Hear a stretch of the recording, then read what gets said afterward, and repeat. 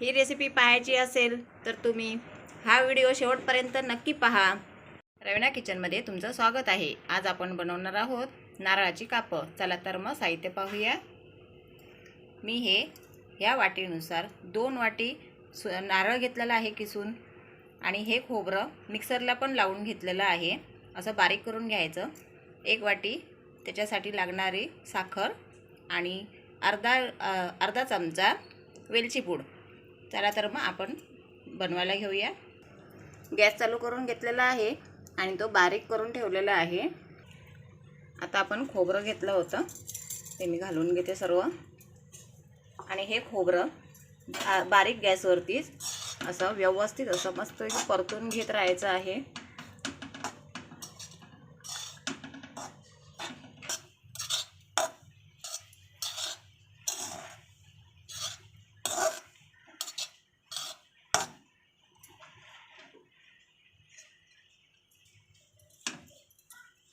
आता 2 मिनिटं झालेली आहेत, कारण ते 2 मिनिटं ते आतलं पाणी जे असतं खोबऱ्यामध्ये, जो ओलसरपणा असतो तो निघून जातो।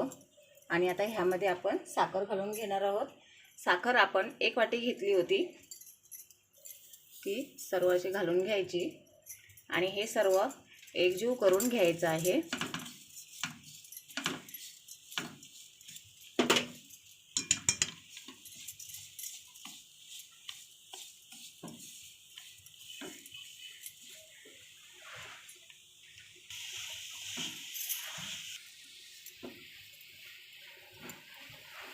असं सारखं असं हे परतत राहायचं आहे खोबरं, जेणेकरून ते खाली आपल्या कढईला असं चिपकता कामा नये। असं व्यवस्थित मस्तपैकी असं परतून घ्यायचं आहे। आणि त्याला आपण साखर जोपर्यंत आपली विरघळत नाही आणि त्याचा एकजीवपणा असा घट्टसरपणा त्याला येत नाही तोपर्यंत असं परतत राहायचं आहे सारखं।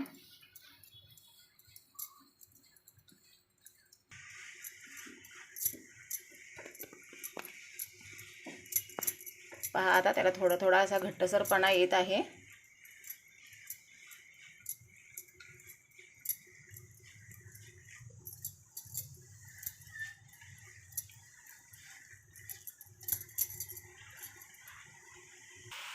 आणि हे मिश्रण तयार करताना बारीक गॅसवरतीच करून घ्यायचं आहे। त्याला मोठा गॅस अजिबात करायचा नाही आहे। मोठा गॅस जर केला तर आपलं खोबरं आहे ते करपू शकतं।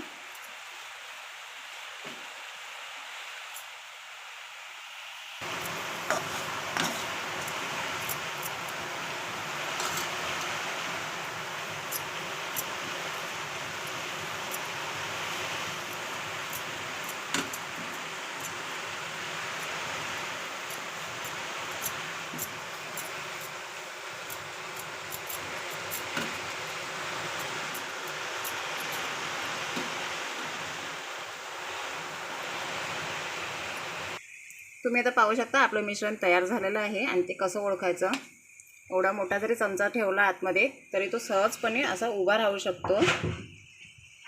आणि आता यामध्ये आपण वेलची पूड घेतली होती ती घालून घेऊया, आणि थोडंसं मी पिस्ता घालणार आहे।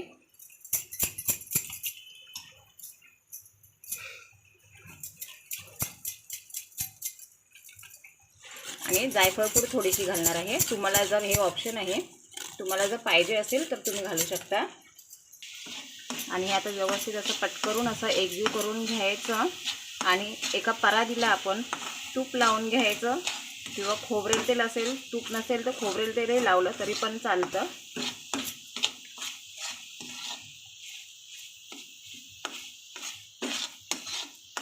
हे आपलं तयार झालेलं आहे। चला तर मग आता परातीला आपण तूप लावून घेऊया। मी आता परात उलटी घातलेली आहे आणि त्याला मी आता तूप लावून घेतलेलं आहे।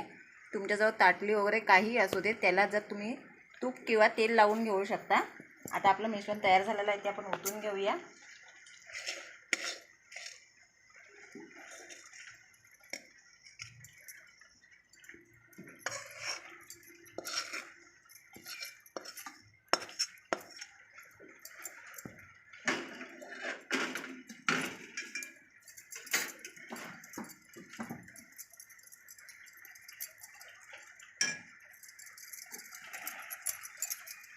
हे असं करून घ्यायचं आणि गरम गरमच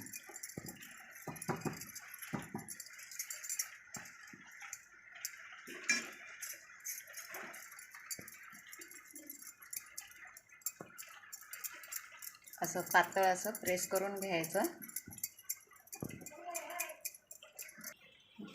हे पाहू शकता तुम्ही, एवढ्या असा पातळ साईजचा असा गोल आकार तयार करून घ्यायचा किंवा चौकोनी आकाराचा करून घेतलात तरी पण चालेल। आणि हे आता 5 मिनिटासाठी आपण सुकू द्यायचं आहे। आणि हे फ्रीजमध्ये ठेवायचं नाही आहे। फ्रीजमध्ये जर ठेवला तर त्याला पाणी सुटत जाईल, त्याच्यामुळे असं बाहेरच ठेवायचा किंवा पंख्याखाली पण तुम्ही ठेवू शकता।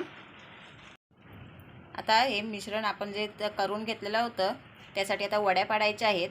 तर त्या अगोदर ते जरासं असं ओलसर आहे आणि थोडं असं सुकलेलं आहे, त्यामुळे आता आपण वड्या त्याच्या पाडून घ्यायच्या आहेत। जास्त ओलं असताना त्याच्या वड्या पाडून घ्यायच्या नाहीत, थोडं सुकत आलं की घ्यायचं।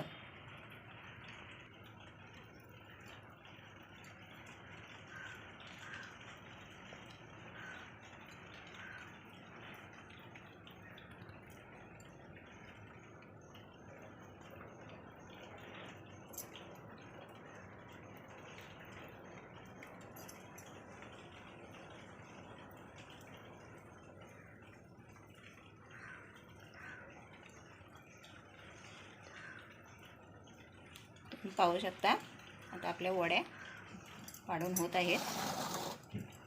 तुम्हाला पाहिजे त्या आकाराच्या तुम्ही वड्या पाडून घेऊ शकता।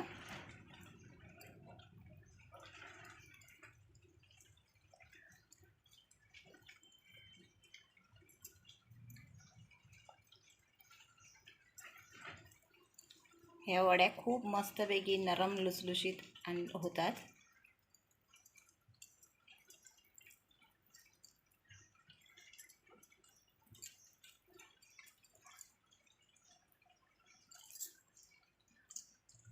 तुम्ही आता पाहू शकता आपल्या आता वड्या आता पाडून तयार झालेल्या आहेत आणि थोडा वेळ अजून त्यांना सुकायसाठी ठेवायचं आहे।